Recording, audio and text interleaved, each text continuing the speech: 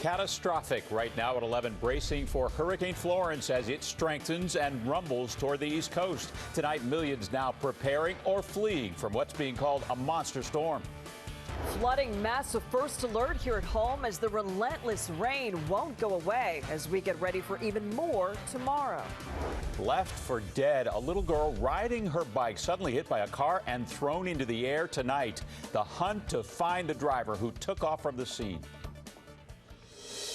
NBC 10 News starts now. This storm is a monster, an extremely dangerous, life-threatening, historic hurricane. We begin tonight with this, a warning to millions of Americans as we look here into the eye of a natural disaster just barreling toward the East Coast, and it's only getting stronger and stronger. Good evening, everyone. I'm Jim Rosenfield. And I'm Jacqueline London. Those words were from North Carolina's governor as the southeast coast gets ready for the most powerful hurricane it's seen in decades. Here's what we know right now. 5.4 million people are under hurricane watches and warnings. Around 1.5 million people are being ordered to evacuate the coastal cities and communities. Right now, Florence is at a Category 4, but there's still a chance it'll hit Category 5 when it makes landfall later this week. NBC 10 has team coverage of this historic hurricane. Aaron Baskerville spoke with people heading up to our area to get away from danger. But let's begin with Chief Meteorologist Tammy Souza. This is truly a monster. I have to tell you, this is one of those huge hurricanes, about 500 miles across, with a very well-defined eye. Last night, it went through an eye wall replacement.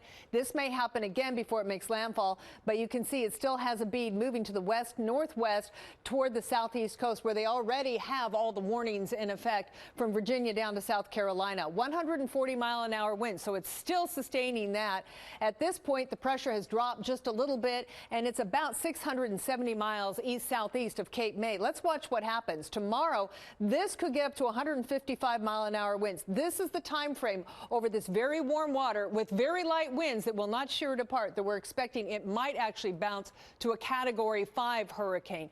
Then it's going to continue toward the shore. It is going to slow down a bit. There's going to be no steering mechanism to push it inland, which is devastating because then it's just going to pound the shoreline perhaps for quite a while, and then it's going to make its inland anywhere in this cone where you see this, and that's on Friday. That's when we're expecting to see landfall. When I come back in just a few minutes, we're going to talk about the impacts on us, and I'm going to explain why this hurricane took this exact track. That plus the potential of flooding here at home. Guys, back to you. All right, Tammy, we'll check back with you soon as the mass exodus continues out of the Carolinas tonight. Not everyone is leaving. Thousands are bracing for the storm. They're staying put at home.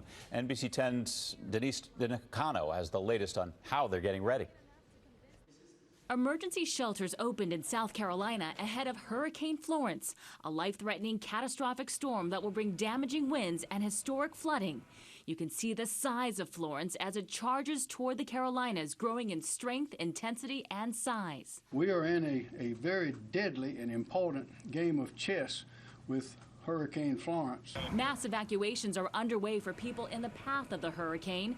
Traffic heading west, away from the storm that's churning in the Atlantic. In Myrtle Beach, Hurricane Florence, bring it on. There's a rush on sand. Maria Nichols is using it to protect her home before she heads to higher ground. It's important for us to evacuate. We don't need to take chances. People are boarding up. Not everyone plans to move out, ignoring mandatory evacuation orders. Others have picked store shelves clean, buying water, batteries, and other essentials. In North Carolina, power companies coming in as far away as the Midwest to help restore power. Also at the ready, soldiers at Fort Bragg racing for the most powerful hurricane to pound the coast in 20 years. And now to NBC 10's Stephen Fisher in the strike zone of North Carolina. Here in North Carolina, it didn't take long to see signs that a massive hurricane is on its way. Some gas stations 2 hours inland from the coast are already running low or even running out of fuel.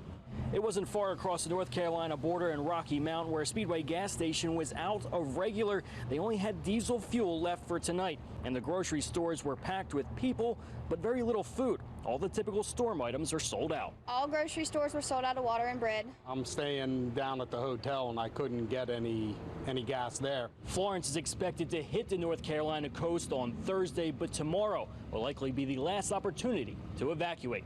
In North Carolina, Stephen Fisher, NBC 10 News.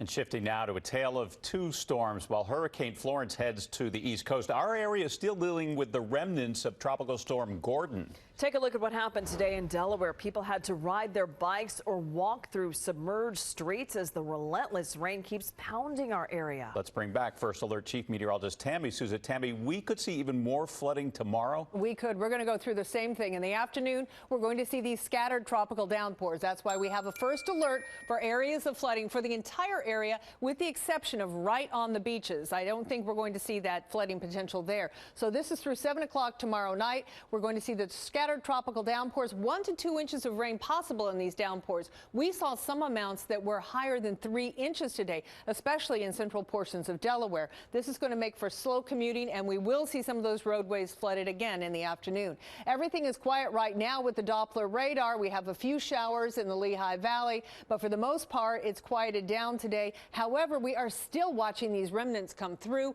and once we get the daytime heating going in the afternoon, that's when we really start to see all of that rain coming down. We start to see these thunderstorms forming and the rain coming down. So let me just walk you through at least the first part of tomorrow to get you ready for it. You'll wake up, likely there could be a scattered shower out there, but not a tropical downpour. You'll wake up, it'll be mild, and then by the time that we get into the afternoon, we're going to start to see these showers and storms popping. We get into the evening, and that's where we see the heavier rain. When I come back, we'll go neighborhood by neighborhood so that you can see exactly what's going to happen near where you are. Guys?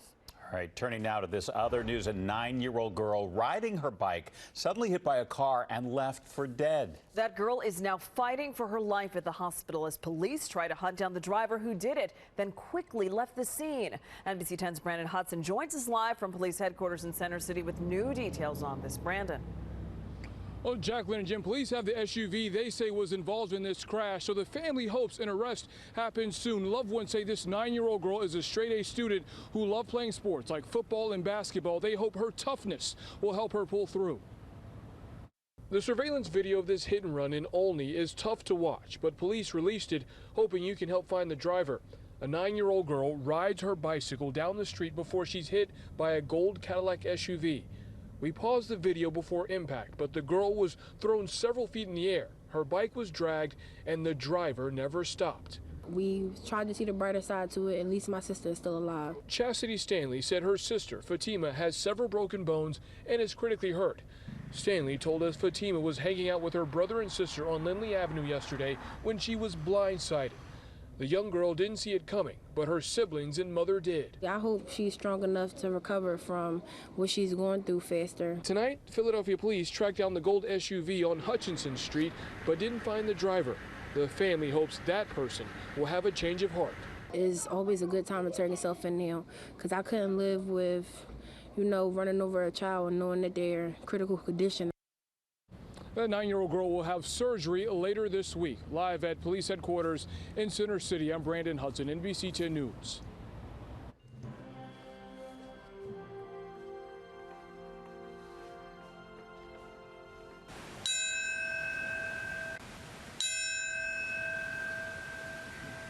Tonight, a solemn ceremony in New York City as the nation pauses to remember the 17th anniversary of the September 11th attacks. America made the promise to never forget 17 years ago, and that promise was kept today as ceremonies and commemorations were held in every corner of this country, including here at home.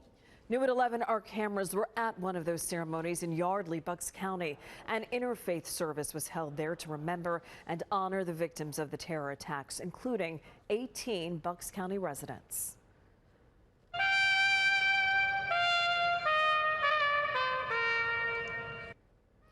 God Bless America was played before the second game of tonight's doubleheader at Citizens Bank Park. Then members of the Philadelphia Police and Fire Departments carried the flags of all 50 states onto the field. The president spent this September 11th at the Flight 93 Memorial in Shanksville, Pennsylvania. He honored the moment when, in his words, America fought back. A piece of America's heart is buried on these grounds. President Trump delivered somber remarks at the ceremony of remembrance. He and the First Lady toured the memorial and pledged to do whatever it takes to defend America from terrorism. Tonight, only NBC 10 can show you a traffic stop involving Mark D'Amico. He's the man involved in a lawsuit over GoFundMe donations that has gained national attention. Listen, you got a warrant for your arrest. Jersey City and Florence. Do you have the paperwork? Yeah. Where at? In the glove compartment. D'Amico was pulled over on Route 130 in Burlington City last year for a broken taillight. Police tell him he has warrants out for his arrest. He tells officers he was working to resolve them and was let go with a summons for a suspended license. Last night, D'Amico was arrested for never paying that ticket. Our cameras picked up D'Amico leaving his Burlington County home just last week as investigators raided it in connection with the GoFundMe fight. D'Amico and his girlfriend, Kate McClure, are at the center of a lawsuit accusing them of raising $400,000 for Johnny Bobbitt and never giving him the money. Tonight, a call to change the laws in Pennsylvania on cases involving sexual predators. It comes in the wake of the recent clergy sex abuse report. Child advocates and survivors of sexual abuse are demanding the state's criminal and civil statutes of limitations be dropped for new cases brought forward. And when it comes to cases years or decades old, they want a 2-year moratorium on the statute so victims can sue. This is a global movement to end the statute of limitations for child sex abuse. There is no statute of limitations on our grief, misery, and pain. Previous efforts to change time limits on bringing charges failed in the state legislature. Many lawmakers say they'll revisit the issue when they return to Harrisburg later this month. The long journey to safety, a mass exodus to get away from Florence as people coming here to our area. NBC 10's Aaron Baskerville has their stories. Also anxious for answers. Local parents wondering what will happen to their children after a dangerous development from all our local flooding. Paving the way, Eagles lineman Lane Johnson is used to mowing down defenders. Well, now the Super Bowl champ is trying his hand at something else, and it can help you.